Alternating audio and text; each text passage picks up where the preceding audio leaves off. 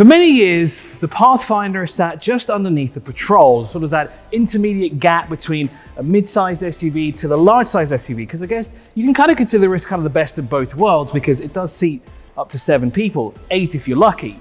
And it might look a bit familiar, doesn't it? Because it kind of looks like a Patrol from the front end, which to be honest isn't really a bad thing. The new Patrol is rather handsome. So let's talk you through the 2023 Nissan Patrol, which is now readily available in the United Arab Emirates. But before we do that, if you're looking to buy a new car or even a second-hand one, and you're looking to get a loan, here at dubizzle Cars, we can help you. We can help you with basically everything from A to Z to make your life that much easier. So if you need a car loan, hit us up. Now, let's talk about the 2023 Nissan Pathfinder, because as we said, very Patrol-esque here and there, especially up front. It has the iconic now V-Motion grille with the chrome here as well, a bold grille up front and sleek LEDs. So as we move from the front end of the car, we'll move down the side. As we said before, it's very broad, it's become very muscular, it's come out of this curved shape, you know, it's more boxy, kind of what it used to look like a number of years ago. And it's really evident here, kind of this line right here, the shoulder line, which again, you almost lean on it, and it does look kind of strange as you look through the rearview mirror at times, but it's there and it does give the car a lot of character.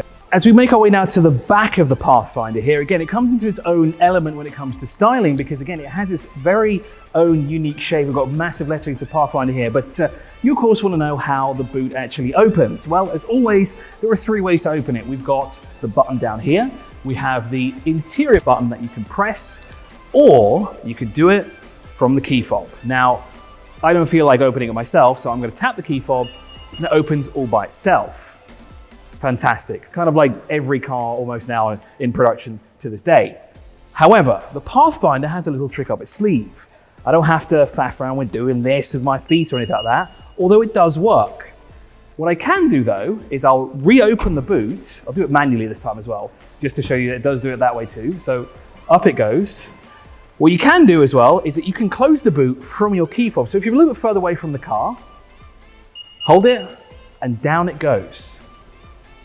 Fantastic, seriously, you can walk away from your car and close it, not have to worry about putting it down like that. Now I'm waffling on a little bit too much about the exterior, but before we go inside, I love the paint finish on this. It's a lovely shade of green on here, and it really complements the black roof on top, because there's these little black parts on the C-pillars, I want to say. Let me just check that. Yes, on the C-pillars, which kind of gives the roof a floating effect. Now, you go in on the passenger side, and let's have a look at what's on offer inside.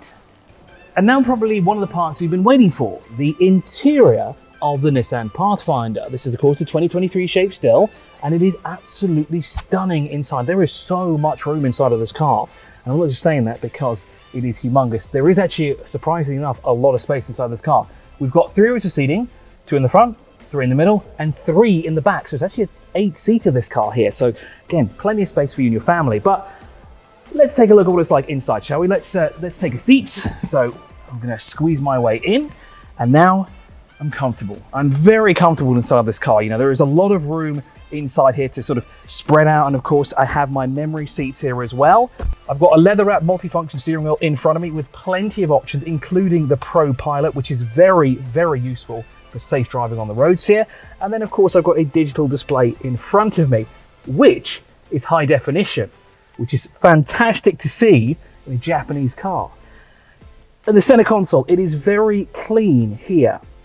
Very simple to use. Look how small and dinky this is here for the gear selector here. It's very easy to use. Great, you can kind of grip it like that, or you can kind of push it forward like that.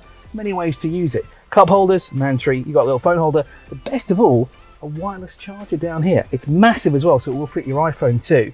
But we've got digital climate control, cooled seats in this one. This is the fully loaded version, so you've got all the bells and whistles that you could ever ask for.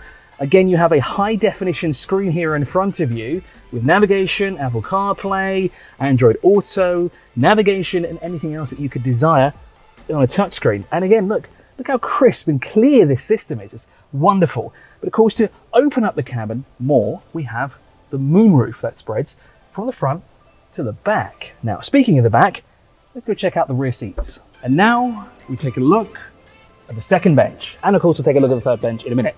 So space for 3, very, very spacious. I mean, look at the size of this footwell down here. But best of all, if you look at the door there on your side, look at the door, look at that. 2 cup holders, and there's a humongous amount of storage space there.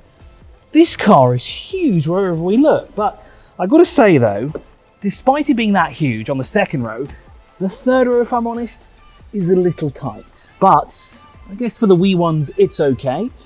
Put that one back. Oh, it is manually operated, but of course, a little bit of a workout. But of course, there are some other great features back here as well. We've got USB-C and USB, plus digital climate control and heated seats in the back. Very cool. But let's go have a look now at the engine to see what's on offer and what's powering this Pathfinder. So we've popped the bonnet to have a look at what's underneath here, and we've got the V6. We have the 3.5 litre V6 here with around 271 horsepower. Now, this version is all-wheel drive, so power, of course, is sent to all four wheels via a 9-speed automatic. So this car actually doesn't have the CVT. It has a normal gearbox, which some will praise because obviously CVTs aren't seen as the best gearboxes. But however, on the flip side, CVTs are very economical on fuel. Now, with the V6, when it's 3.5 litre displacement, the car is somewhat economical. Of course, it does have a drive mode selector with an eco mode, so you can actually bring down your eco meter, or better yet, you can bring down the fuel that you're consuming, so you get a longer fuel range. So now we talk about price, and of course that is one of the most important things when it comes to buying a car. Now this car here is 158,000 base, so that is for the two-wheel drive version. However, this one here is fully kitted out. This is the SL all-wheel drive, so of course that means power sent to all four wheels. This one is 214,000 dirhams. Now, on paper, that does seem like a lot of money. However, you're getting a lot of bang for your buck. I mean, you're getting a very spacious 8-seater, you're getting an economical 3.5 litre engine, plus you get a very good-looking Nissan. Best of all, it's a Pathfinder, so you can also do a little bit of light off-roading.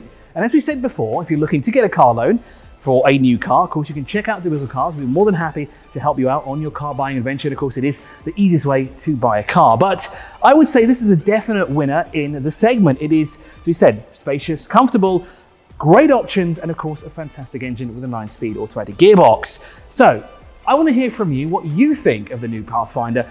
Does the new shape play in the favor for it, or does it look too much like a Patrol? I want to know from you, so do let me know in the comment section below.